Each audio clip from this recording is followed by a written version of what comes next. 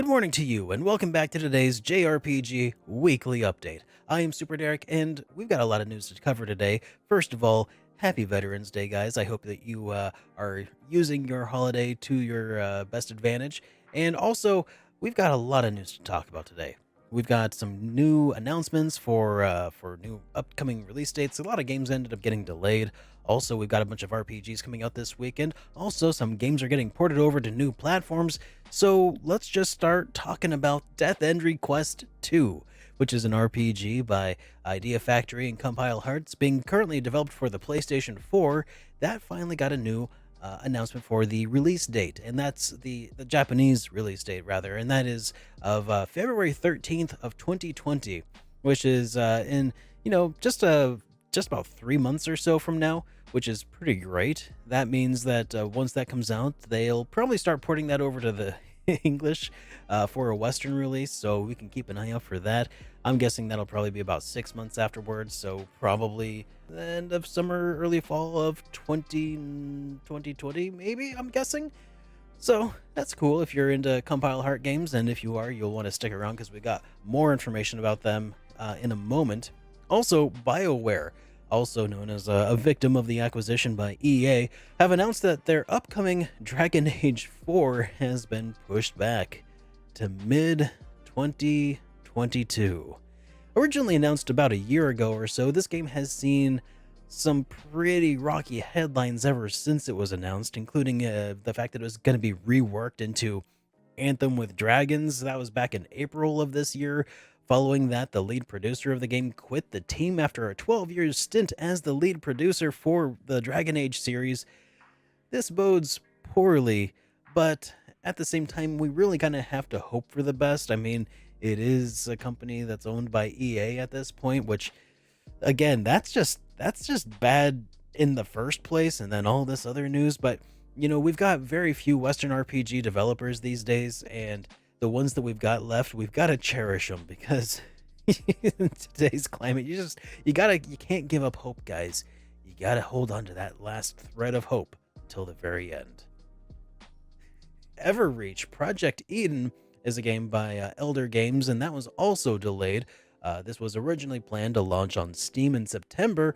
It will now launch alongside of Steam on the Xbox One in December, with the PS4 release to follow in early 2020. And then also Trails of Crestoria. It's a mobile RPG that has also been delayed into 2020. While part of me finds it really hard to care about mobile RPGs at this point, the game actually looks pretty good. So hopefully it doesn't really get bogged down too badly by the monetization choices that typically ruin most mobile games.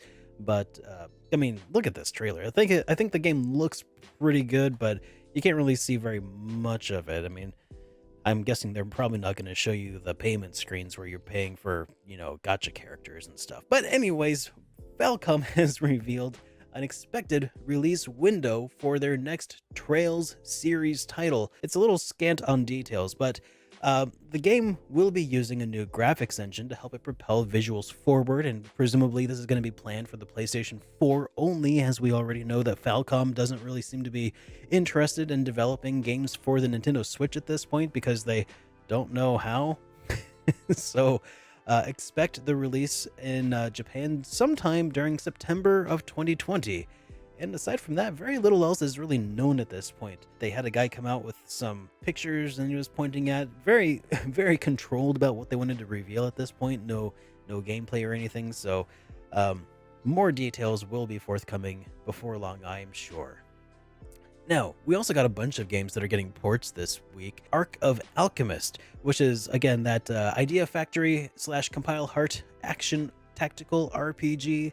Not action, just a tactical RPG, I think. It was originally released in Japan on the PlayStation 4 back in February, and then it got a Switch port in October that had a lot of additional features that were given to it, including the ability to control all of your party members. So what was basically announced here is that when those games do come over to the West on PlayStation 4 and on Switch, all those features that were included in the Nintendo Switch port like being able to control all of your characters, that will actually be available on all the PS4 games as well as the Switch games. So that's really great news for PS4 owners who would really rather play the game on the more powerful console and don't really care about the mobility that the Switch affords. That's really great news for us couch gamers. Also, the Alliance Alive HD Remaster has already launched on the PlayStation 4 and Nintendo Switch. Well, now it's coming to PC, and that game's going to be releasing on Steam. Yes, Steam on January 16th of 2020. So, just over a month from now, and you'll have that in your hands. Or a month, 2 months from now, you'll have that in your Steam library, not even in your hands. Time is weird, guys. And then also, I did not expect this to happen at all, but I mentioned a little while ago, I was talking about Disco Elysium, and it just came out. It's a CRPG that just launched in October for PC. Well, apparently it's making its way over to PlayStation 4 and Xbox One, and it's coming in early 2020. And the reason I was really kind of surprised by this is the fact that it is a CRPG, which is a genre that I don't typically find lends itself well to consoleized experiences. However, the developers say that it will translate well because the game doesn't require much precision clicking and is mainly played through dialogue, which is kind of interesting. So I'm even more excited to learn more about Disco Elysium. So if you're a fan of CRPGs, if you are a PC gamer trapped in a console gamer's body, then keep your eyes out for this. Otherwise, just play it on PC because the game looks awesome. In other news, Persona 5 is now available on PlayStation Plus this month until the end of February 2020. So if you haven't had a chance to play Persona 5 already and you just can't wait for the Persona 5 Royal to come out, this is probably not a bad way to go about playing it, so you don't actually have to go buy a physical copy of the game. You can just get it for free if you already have PlayStation Plus. I'm not a PlayStation Plus member, just because I don't play PlayStation often enough to really benefit from it, because I'm very much like a one game at a time kind of person. But if you have PlayStation Plus, then definitely check this out if you haven't already. And then we've got this week's JRPG weekly forecast, starting with Pokemon Sword and Shield. Now, clearly this is a game that needs no introduction and is sure to please everybody. Right? Right, guys? Right? Okay, well anyways, it's launching on November 15th exclusively on Nintendo Switch. Also coming exclusively to Nintendo Switch is called a game called Labyrinth of the Witch, which is an RPG by Orange Cube, and that is coming out on the Switch on November 14th. And I'm starting to realize here that it's kind of a slim pickings week, and I'm guessing it's probably because nobody wants to compete with the best-selling RPG franchise. But yeah, we've got some other games that are coming out, including Romancing Saga 3, the remaster, which is coming out today. That is an RPG by Square Enix, originally launched in Japan on Super Famicom only, and we never got it in the West on Super Nintendo. But anyways, that's coming to PC, PlayStation 4, Nintendo Switch, and Xbox One today. So if you want to play a new RPG right now, there you go. And then also, Neverwinter Nights Enhanced Edition. This is a Western CRPG based on Dungeons and Dragons, based on the Dungeons and Dragons universe.